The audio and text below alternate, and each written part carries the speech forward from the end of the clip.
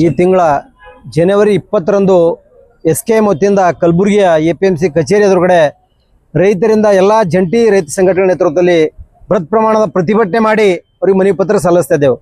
ಯಾವ ಕಾರಣಕ್ಕಾಗಂದ್ರೆ ಈ ಒಂದು ಹೈದರಾಬಾದ್ ಕರ್ನಾಟಕ ಭಾಗದ ಕೇಂದ್ರ ಬಿಂದುವಂತ ಕಲಬುರಗಿ ಜಿಲ್ಲೆಯಲ್ಲಿ ಸತತವಾದಂಥ ಏನು ರೈತರು ಒಳ್ಳೆ ರೀತಿಯಿಂದ ತೊಗರಿ ಬೆಳೆ ಬೆಳೀತಾ ಇದಾರ, ಆದ್ರೆ ಕನಿಷ್ಠದಕ್ಕೆ ಬೆಂಬಲ ಬೆಲೆ 12,500 ರೂಪಾಯಿ ಕೊಡಬೇಕಂತೇಳಿ ಒತ್ತಾಯಿಸಿ ನಾವು ಪ್ರತಿಭಟನೆ ಹಮ್ಮಿಕೊಂಡೆವು. ಈ ಇಡೀ ಮಾರ್ಕೆಟ್ನಲ್ಲಿ ಗಂಜಿ APMCಗೆ ನಾವು ಹೋಗದೇವು ಅಂದ್ರೆ 6,500ರಿಂದ 7,000 ರೂಪಾಯಿ ಖರೀದಿ ಕೇಂದ್ರಗಳು ನಡೀತೇವೆ. ಆದ್ರೆ ಸರ್ಕಾರ ಹೇಳುತ್ತೆ ಖರೀದಿ ಕೇಂದ್ರ ನಾವು ಸ್ಟಾರ್ಟ್ ಮಾಡಿದೆವು ಕಲಬುರಗಿ ಜಿಲ್ಲೆಯಲ್ಲಿ ಅಂತೇಳಿ. ಎಲ್ಲಿ ಒಂದು ಕ್ವಿಂಟಲ್ ಯಾವುದು ಕೇಂದ್ರದಲ್ಲಿ ಯಾವ ತಾಲೂಕಿನಲ್ಲೂ ಖರೀದಿ ಕೇಂದ್ರ ಇಲ್ಲಿ ತನ ಸ್ಟಾರ್ಟ್ ಆಗಿಲ್ಲ, ಬರೀ ನೋಂದಣಿ ಮಾತ್ರ ಮಾಡ್ಕೋತಾ ಇದಾರ. ಈಗಾಗಲೇ 50% ಅರ್ಧದಷ್ಟು ತೊಗರಿ ರಾಶಿಯಾಗಿ ಮಾರ್ಕೆಟಲ್ಲಿ ತೊಗರಿ ಬಂದು ಅರ್ಧ ಖಾಲಿನೂ ಅಲ್ಲಿಗೆ ಬಂದು ಸರ್ಕಾರ ವತಿಯಿಂದ ಖರೀದಿ ಕೇಂದ್ರಗಳು ಎಲ್ಲಿನೂ ಪ್ರಾರಂಭ ಆಗಿಲ್ಲ.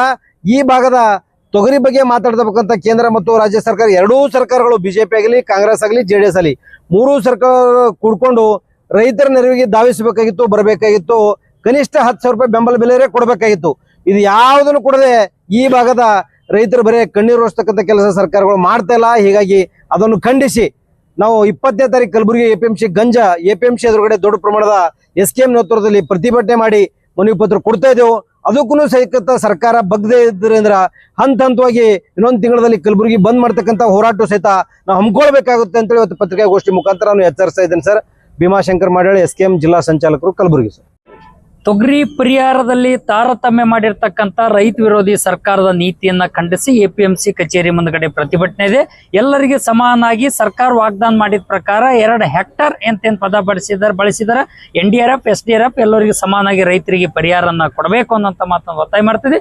ನಾಳೆ ವಿಶೇಷ ಏನು ಅಧಿವೇಶನ ನಡೆಸ್ತಾ ಇದ್ದಾರೆ, ಆ ವಿಶೇಷ ಅಧಿವೇಶನದಲ್ಲಿ ತೊಗರಿ ಬೆಳೆಗಾರರ ಇಶ್ಯೂವನ್ನು ತಗೊಳ್ಬೇಕು, ತೊಗರಿಗೆ ಬೆಂಬಲ ಬೆಲೆ ಕೊಡಬೇಕಂತ ರೀತಿಯಲ್ಲಿ ಹೆಜ್ಜೆ ಹಾಕಬೇಕು, ಮತ್ತೆ ರಾಜ್ಯ ಸರ್ಕಾರ ಇನ್ಸೆಂಟಿವ್ ಕೊಡ್ತಕ್ಕಂಥ ಪ್ರಯತ್ನ ಮಾಡಬೇಕು, ರೈತರ ಸಾಲ ಮನ್ನಾ ಮಾಡ್ತಕ್ಕಂಥ ಪ್ರಯತ್ನ ಕೇಂದ್ರ ಸರ್ಕಾರ ಕೂಡ ಮಾಡಬೇಕು ಅನ್ನೋಂಥ ಮಾತನ್ನು ಒತ್ತಾಯ ಮಾಡ್ತಾ ಇದೀವಿ. ಇವತ್ತು ಅದಕ್ಕಾಗಿ ಬೆಳೆ ವಿಮೆ ಹಣ, ಒಬ್ಬ ರೈತರಿಗೆ ಬೆಳೆ ವಿಮೆ ಹಣನ ಡಿಸೆಂಬರ್ದಲ್ಲಿ ರಿಲೀಸ್ ಮಾಡ್ಬೇಕಾ, ಬಿಡುಗಡೆ ಮಾಡ್ಬೇಕಾ, ಇಲ್ಲಿ ತನಕ ಮಾಡಿಲ್ಲ.